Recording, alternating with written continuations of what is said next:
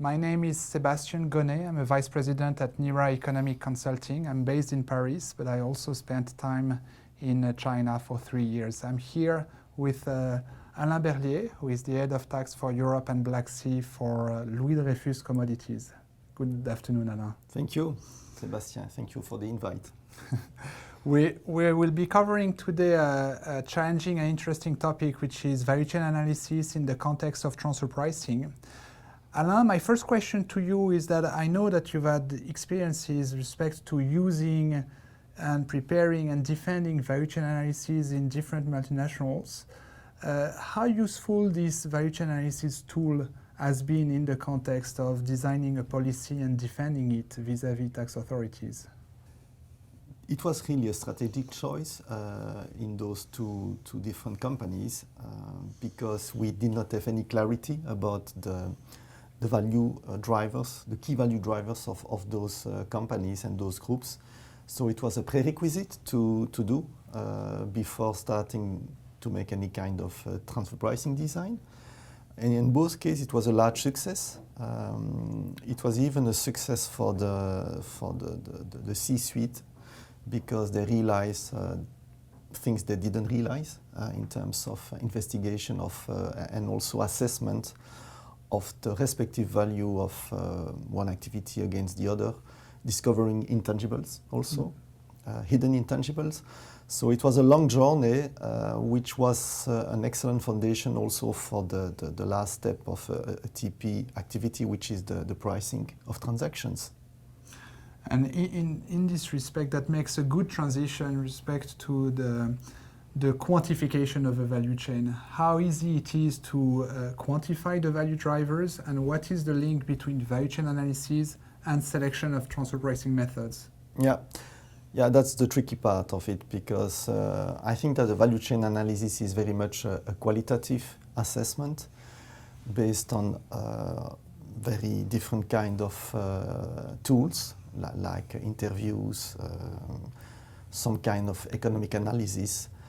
So it's a qualitative assessment, which is extremely important because it helps you to distinguish the essential from the less essential.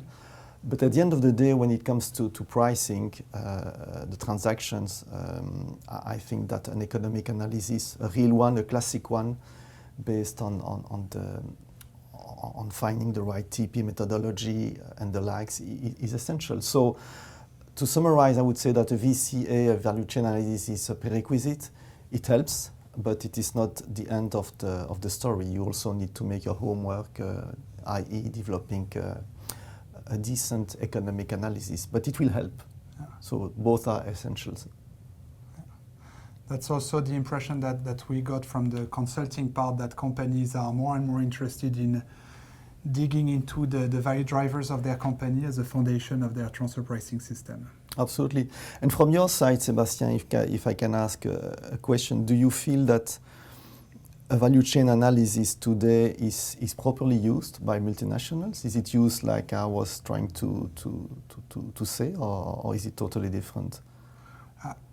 To me, value chain analysis is of great interest to multinationals. Not all of them do have a comprehensive value chain analysis, but I think slowly by slowly they understand the value brought by this exercise, notably in the context of smooth communication with tax authorities. And do you feel they maximize the use of this analysis in the master file, or not yet? That's a very good point.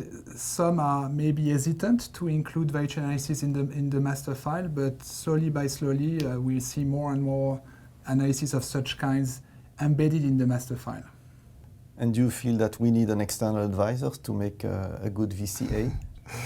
I think both ways. It's maybe useful to use an external advisor for the process, but it can also be done internally and in-house. And we saw from the discussions today that the audience may be willing also to do it in-house or use an external advisor.